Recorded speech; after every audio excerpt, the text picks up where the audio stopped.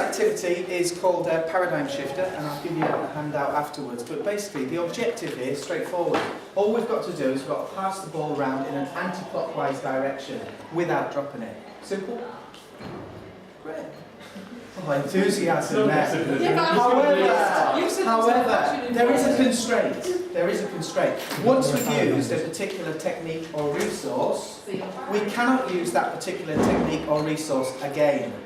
So if I'm using my right hand to pass it to my left here, you can't use your right hand to take it off me. Understood? Yep. So you'll probably do left hand. Perfect. So we pass it on to the next person.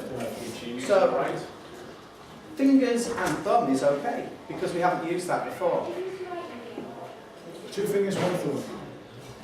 Right, fingers are now out, okay? We can't use fingers. And we can't use hands, because we've used those.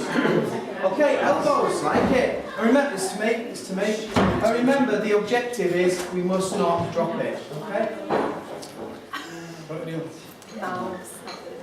Forearms, different elbows. Oh, wrists. Wrists is good. Wrists. Wrists is good.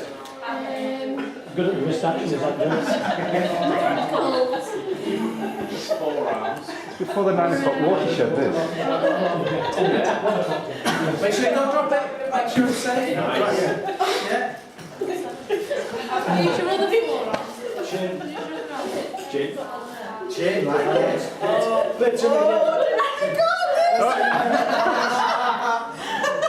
Can I use my chin? No. Right, okay. It's in a bit of a precarious spot. Use the back of your wrist there. Happy with. Sorry, Jim.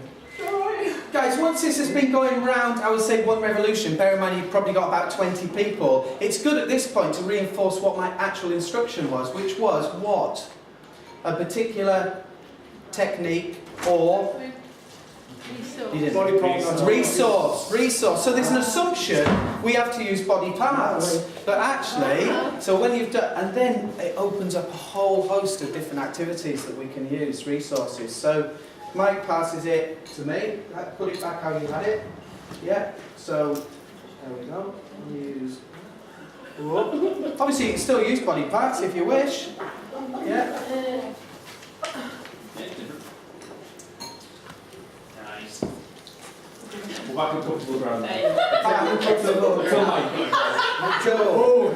Okay, everyone clear? Yeah. So that's the first. If we've got kind of 20, 25 people, then you know, obviously it's going to take some time to go around. Now the key with this one, the key, especially if it's houses, etc., is that we try and get the teamwork going, and it will be an individual exercise, guaranteed to start with. It'll be individual exercises. You can ask, if you've got time to review, was that an individual task or a team task? And it is team, but people will see somebody's idea and go, oh, that was my idea. Whereas really what we should be doing when we're helping one another, thinking ahead, you know, so that particular activity is a great one to elicit teamwork, to make sure that we're all working together to achieve the goal. Yeah?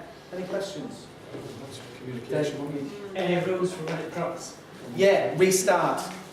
Back to the beginning. And you reset, basically, it's a reset. Because what I find with students, they do something that's far too risky, and it's never going to support it. So they'll think, well, let's put it on the head or something like that, and it will fall on the ground. If that happens, it's back to the start, reset, and then you know you can kick off again. The objective, I would say, with 20 people, try and get at least 2 revolutions without dropping it. Yeah.